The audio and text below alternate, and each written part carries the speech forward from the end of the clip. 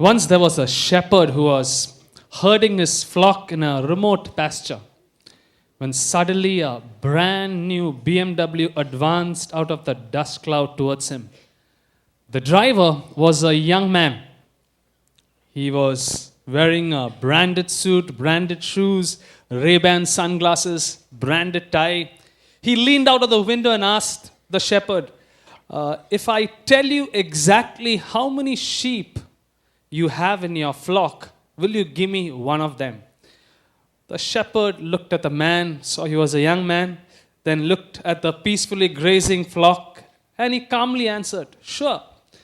The young man parked his car, whipped out his iPad, connected it to a cell phone, then he surfed the NASA page on the internet where he got the surveillance satellite system, scanned the entire area, and then opened up a database and an Excel spreadsheet with complex formulas. He sent an email on the BlackBerry, and within minutes he received a response. Finally, he prints out a 150-page report on his high-tech, small-sized printer. Then he turns to the shepherd and says, you have exactly 1,586 sheep. The shepherd says, correct, that is right. Take one of the sheep. He watches the young man select one of the animals and put it into the back of his car. Then the shepherd says, if I can tell you exactly what is your business, will you give me back my sheep? And the young man said, okay, why not? The shepherd says, clearly you are a consultant. The young man says, that's correct. How did you guess that? No guessing required. You turned up here although nobody called you. You want to get paid for an answer I already knew, to a question I never asked, and obviously you don't know anything about my business. Now give me back my dog.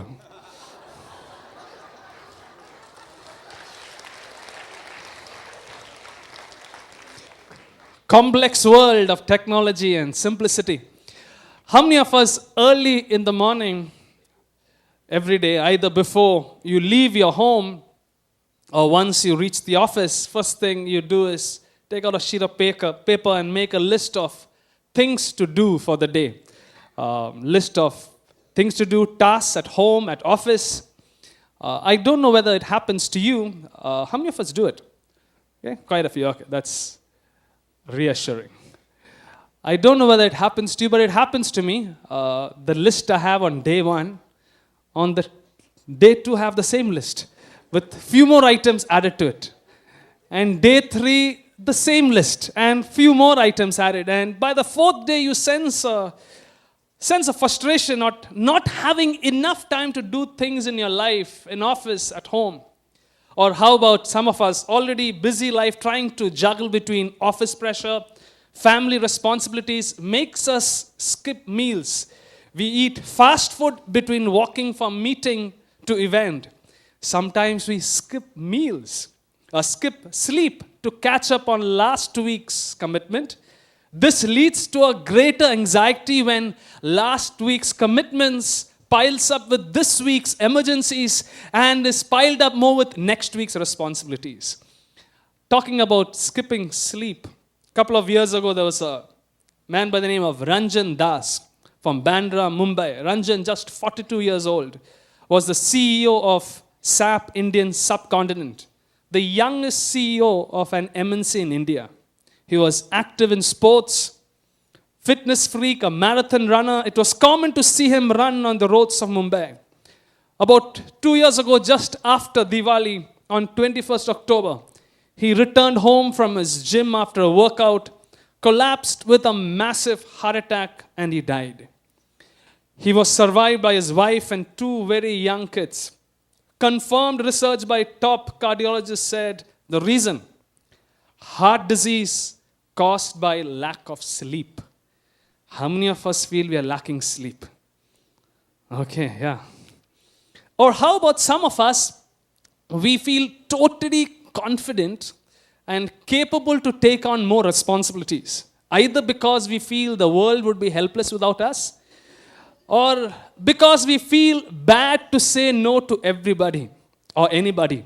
Taking the world's load make us feel like Superman or Mother Teresa. But secretly we live in an anxiety trying to balance everyone's expectations. At the same time, we are enjoying the pain that nobody knows what I am going through.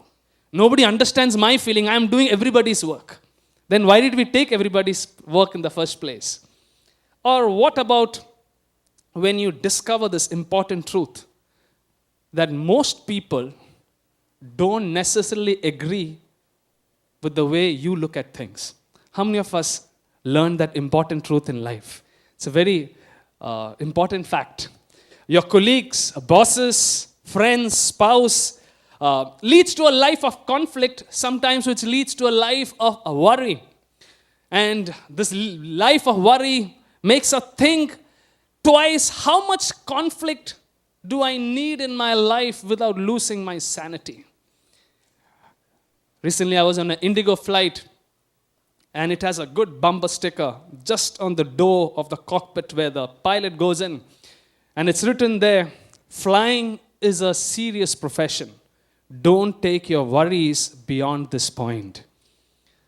Or what about when things in life happen which upsets your beautifully planned schedule? A couple of years ago, my brother and family who stays in the US were planning a trip, 3-week trip to India. So it was great news for the family. There would be 1 week in Kolkata, a couple of weeks in Bangalore, Kerala. We were excited about this trip.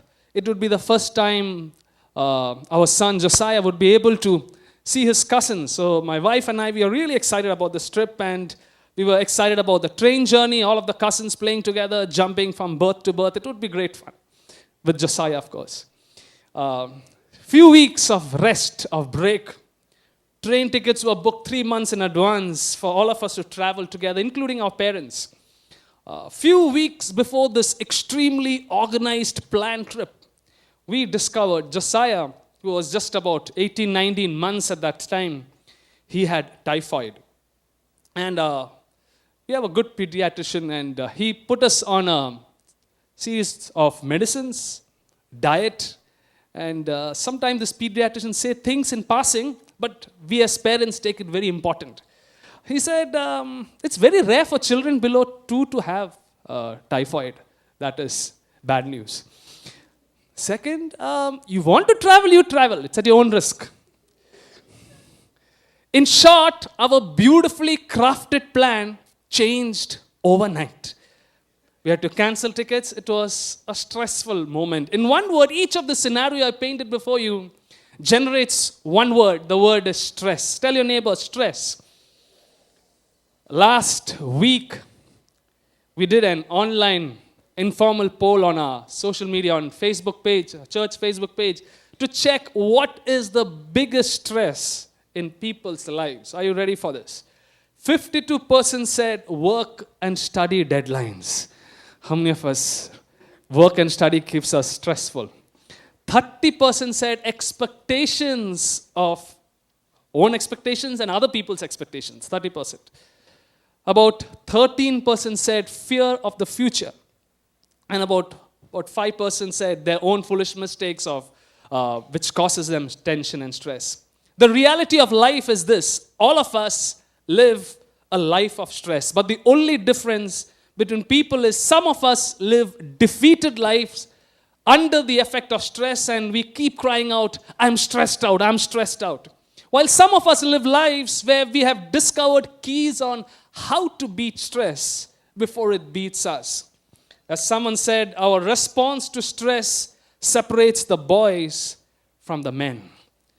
Psychologist once said, he uses a driving analogy to describe the 3 most common responses to stress.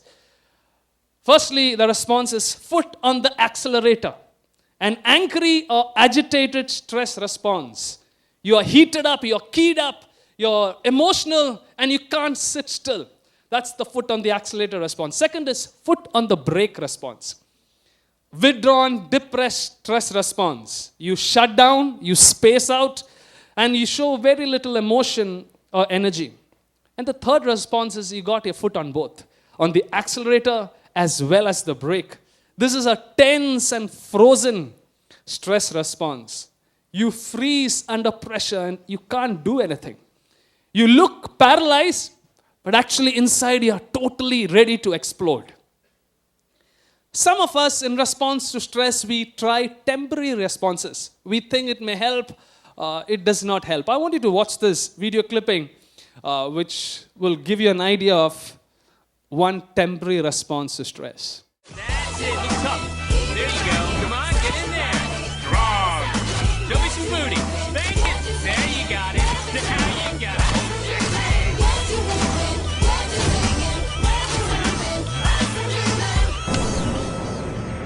If the chipmunks like crunchy nibbles, your pet will love them. Cut. Here we are. Okay. All right.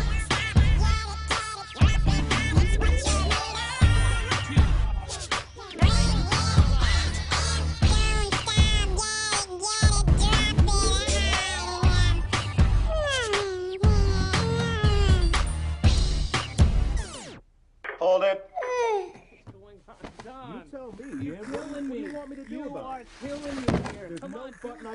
Wakes him up long enough to sing the right notes. Are you kidding? There's 5,000 buttons here. Fine, I got it. All right, guys. Guess what your Uncle Ian brought you? Coffee. I love toffee. No, it's coffee, Theodore. Coffee. It's like a super cool energy health drink with whipped cream and caramel and 2 pumps of chocolate. Enjoy. That ought to keep him awake.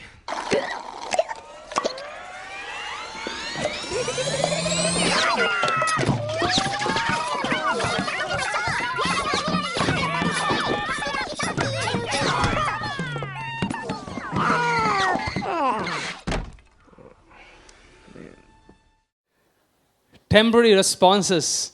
Maybe a coffee will help for some time, but how long? There's another movie called Bruce Almighty. In that particular scene, Bruce, he has to find someone to blame, and he blames it on God. God, where are you? You are responsible for all of this. The question is, how do I beat stress before it beats me? And this morning, I want you to remember 3 keywords which is going to help us as we plan to live a life victorious over stress. The first word is a life of balance. Everyone say balance. Unbalanced living is a stress booster, while a balanced lifestyle is a stress buster.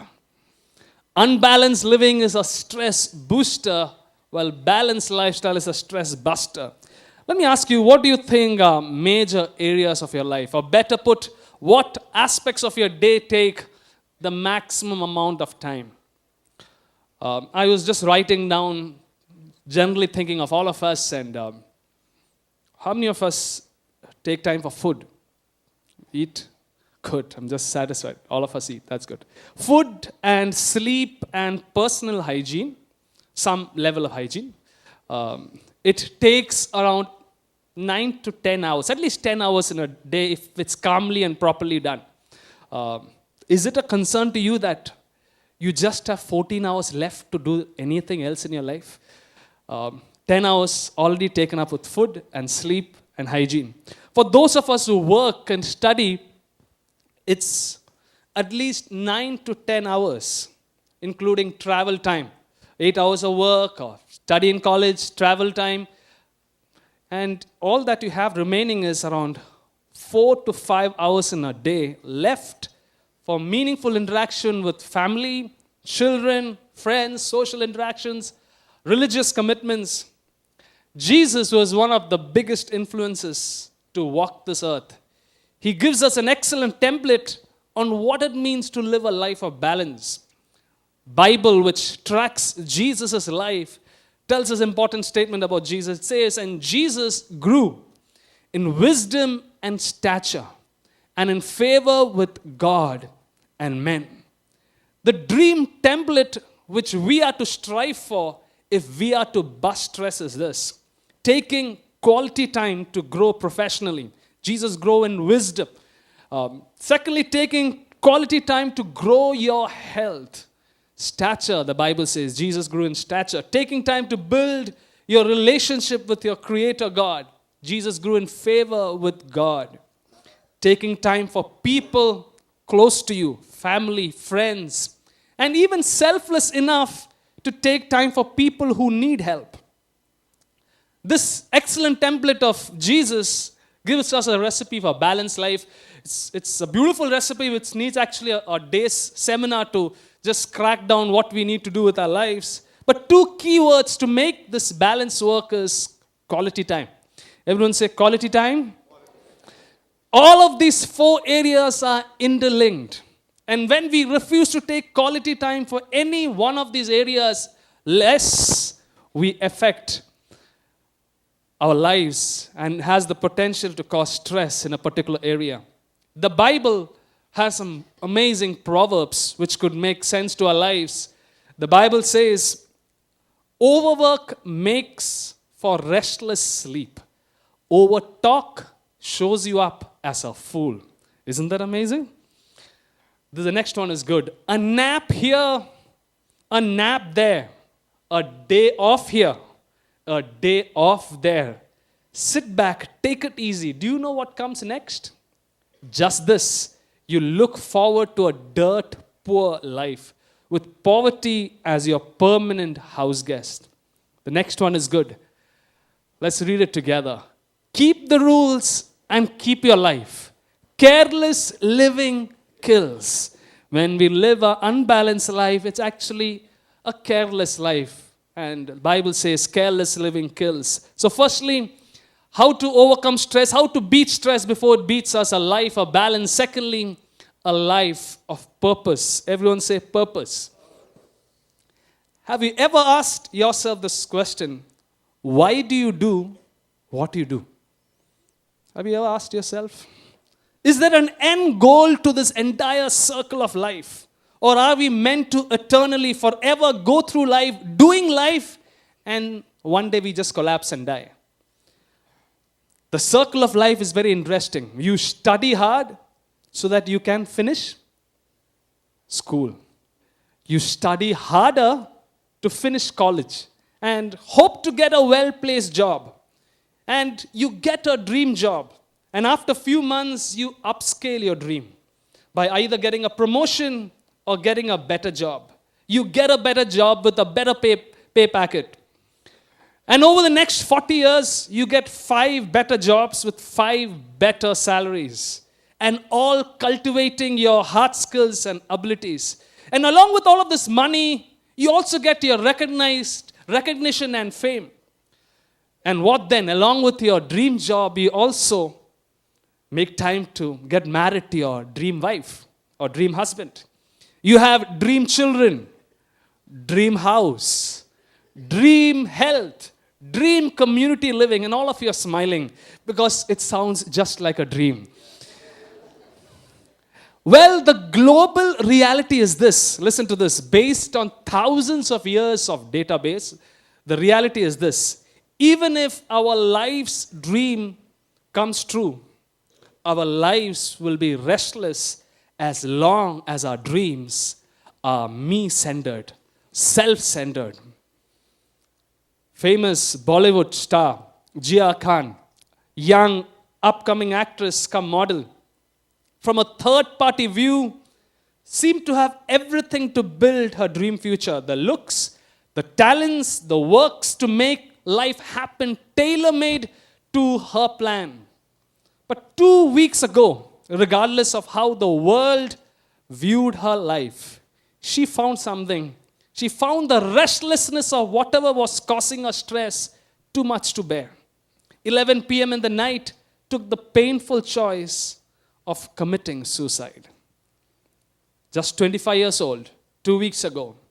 The question we need to ask is there a purpose to my life beyond my happiness? Is there a purpose to my life beyond my happiness? The Bible talks about Jesus, who walked this earth 2,000 years ago. He did a lot of miracles, raised the dead, blind people saw, people who could not walk walked when Jesus touched them. Jesus died on the cross for you and me. He rose again on the third day. And this Jesus is the Son of God. And this Jesus, the Bible says, is our life's purpose giver.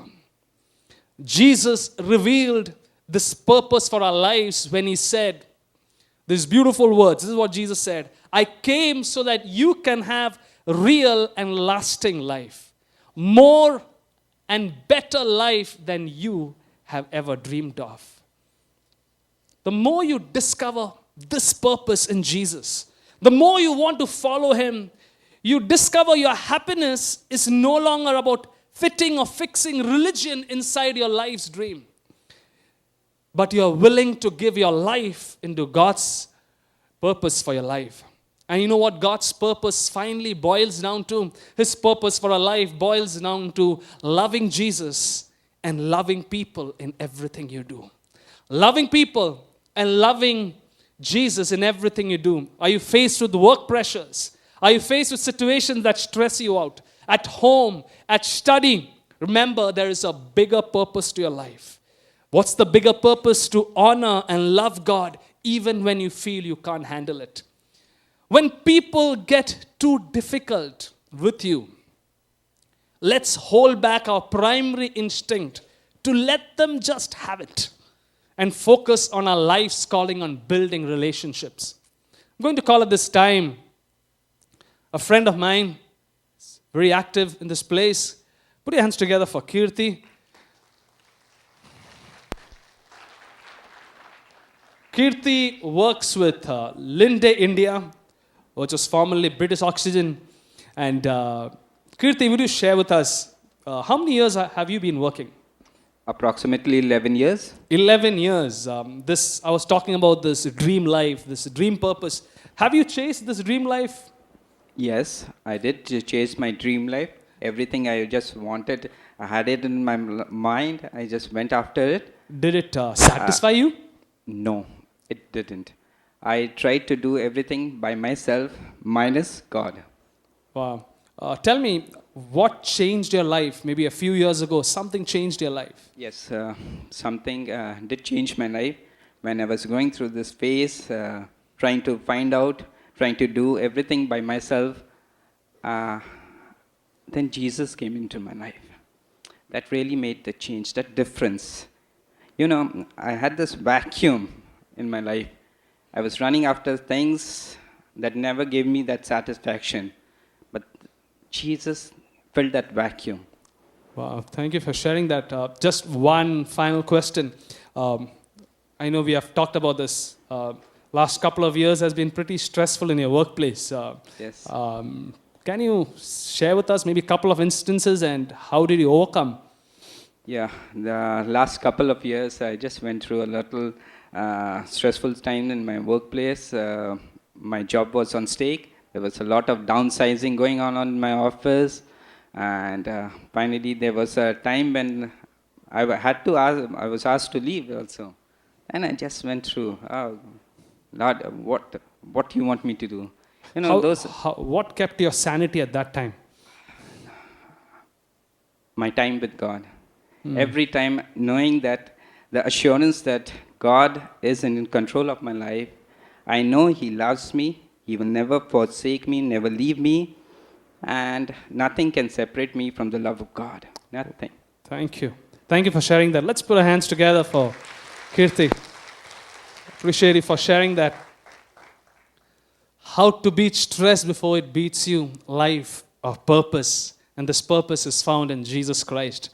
Firstly, we talked about the life of balance, life of purpose. And finally, this morning, a life of surrender. Everyone say surrender. How many of us know we live in a very button-driven world? What does it mean? We feel hungry, we press the button on our phone, and within 20 minutes, the Domino's pizza arrives. We wish it takes a little more time, at least more than 30 minutes, so we get the pizza free. but rarely it does. Or if we don't feel hungry, sometimes we feel angry. And if we feel angry, we press the button keys on our keyboard and we send off that stinking email to everyone, CC to everyone, all of the leadership. Just make sure this is what I think about it. Or sometimes when technology does not help us, we feel we can even control it by pressing the button on the helpline. We think a helpline is a solution to all of that we need in our lives. When machines fail, today we are smart enough to figure out that the reset button solves 90% of our problems. And computer doesn't work, press the reset button. Black screen, it starts all over again.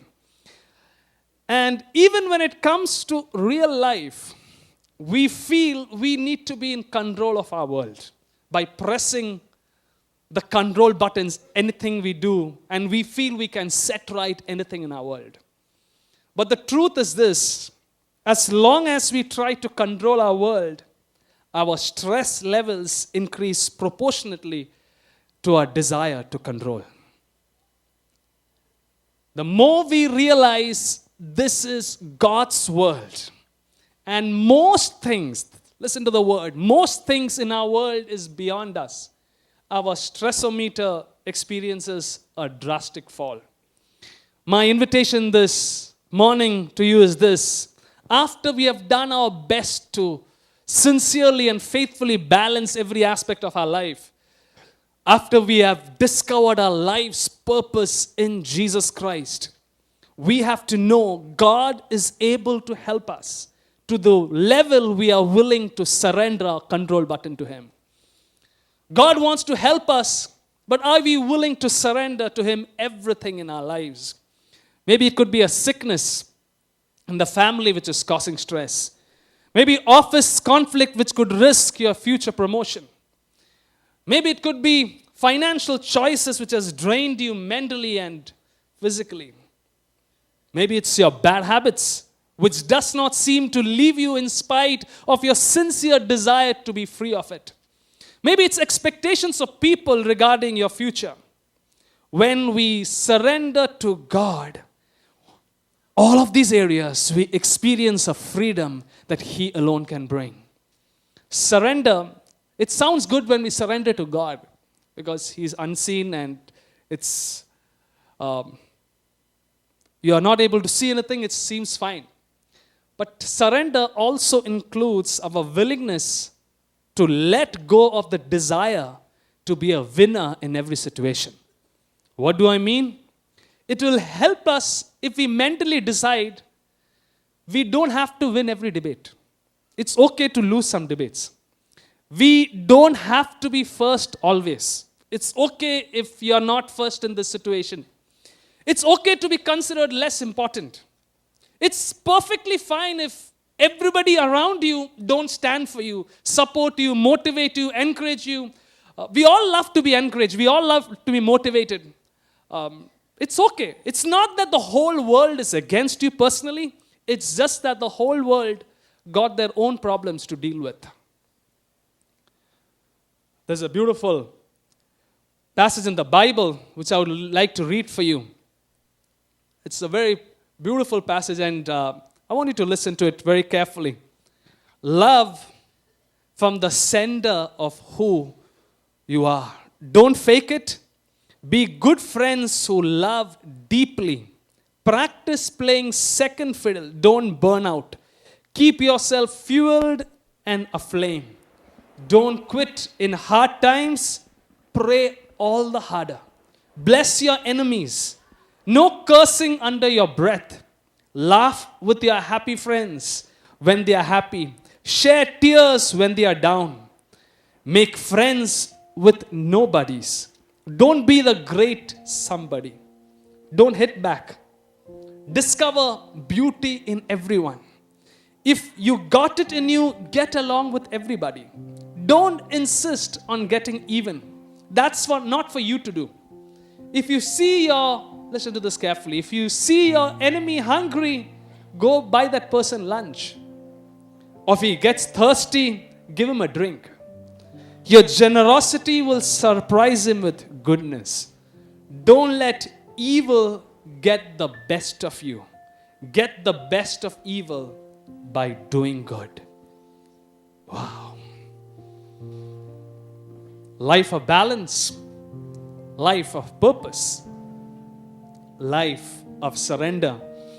And if you have walked into this place this morning, battling stressful situations in your life, maybe it's sickness, financial situations, and you have come to a point where you're saying, I'm ready to quit. I'm ready to sign out.